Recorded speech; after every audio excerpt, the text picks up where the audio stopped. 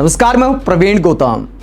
दोस्तों, एक जमाना होता था जब संसद में कानून बनाने के लिए, बिल पास करने के लिए विपक्षी नेताओं की भी अहमियत होती थी। विपक्षी सांसदों के साथ चर्चाएं होती थी, बहस होती थी।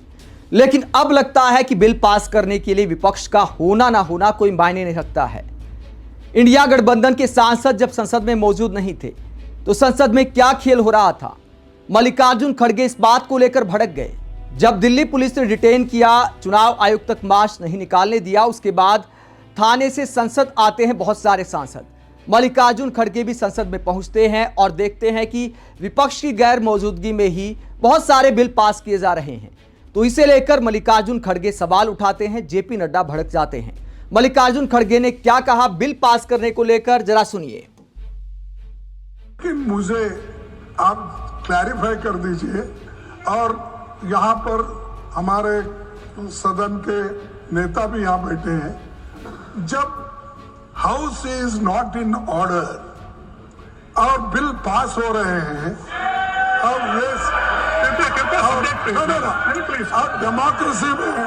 डेमोक्रेसी में ऐसा नहीं होता।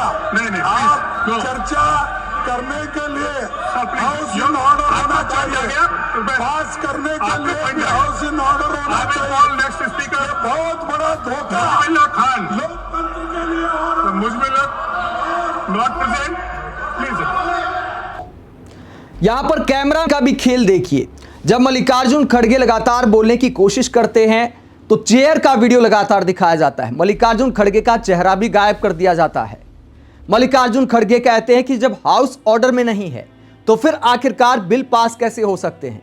जब विपक्षी सांसद कई बार किसी मुद्दे पर बहस की डिमांड करते हैं, चर्चा की डिमांड करते हैं, तो मल्लिकार्जुन खड़गे आरोप लगाते हैं। तब यह तर्क दिया जाता है कि फिलहाल हाउस ऑर्डर में नहीं है, पर्याप्त सांसद संसद में मौजूद नहीं है। लेकिन अब बिल पास करने के लिए नियमों की अनदेखी की जा रही है, ये आरोप मल्लिकार्जुन खड़गे ने लगाया। तो उसके बाद जेपी नड्डा इस बात को लेकर भड़क जाते हैं। सदन के नेता जेपी नड्डा राज्यसभा में क्या कहते हैं, जरा सुनिए। लीडर ऑफ द ऑपोजिशन ने कहा कि डेमोक्रेसी की रक्षा होनी चाहिए, बिल्कुल होनी चाहिए, लेकिन इस हाउस को बंधक भी नहीं बनाया जा सकता। We cannot make it a hostage.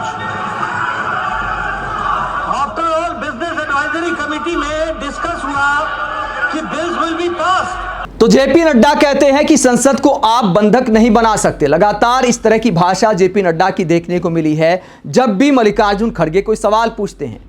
लेकिन इस तरह का व्यवहार तो बीजेपी के नेता भी किया करते थे जब विपक्ष में थे। जब यूपीए की सरकार थी तो इससे भी खतरनाक विरोध प्रदर्शन हुआ करता था।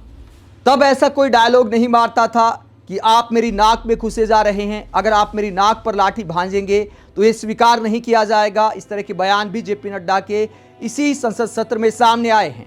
मैं फिर कहता हूं, डिस्टर्बेंस के बहुत से तरीके हैं, इसलिए हमसे ट्यूशन ले लो। लेकिन इन डेमोक्रेसी अगर आप लाठी भांजे और आपकी लाठी मेरे नाक को लगे तो your democracy ends where my nose starts. That you have to understand. और इसलिए मैं बोलना चाहता हूं कि इनकी डेमोक्रेसी वहां समाप्त हो जाती है जब वो अपने स्थान को छोड़ करके किसी व्यक्ति को जिसको बोलने का अधिकार है रूलिंग पार्टी में, उसको डिस्टर्ब करते हैं, उसके बगल में नारे लगाते हैं। ये अनडेमोक्रेटिक भी है। This is not disturbance, this is anarchism, और ये एनार्किज्म करने की कोशिश करते हैं। इसको हमको समझना चाहिए। तब बीजेपी के सांसद और नेता विपक्ष अरुण जेटली ने कहा था कि प्रोटेस्ट करना भी लोकतंत्र का एक हिस्सा है, संसद को बाधित करना भी लोकतंत्र का एक हिस्सा है। और अब कहा जा रहा है कि भैया बाधित करना तो संसद को बंधक बनाना है। तो बीजेपी नेताओं की भाषा वक्त के हिसाब से बदल गई है। विपक्षी नेताओं का भी थोड़ा सम्मान करना चाहिए, भरोसे में लेकर चलना चाहिए जहां तक बिलों को पास करने की बात है। आप इस पूरे मुद्दे को लेकर क्या सोचते हैं? जब महंगाई की बात होती है, बेरोजगारी की बात होती है, उस पर डिबेट की मांग होती है तो लगातार अनदेखी की जाती है कि ये गैर जरूरी है। जब बीजेपी की राजनीति के मुताबिक किसी मुद्दे पर चर्चा की मांग होती है तो तुरंत मान लिया जाता है। क्या विपक्षी नेताओं के साथ सोतेला व्यवहार किया जा रहा है, भेदभाव किया जा रहा है?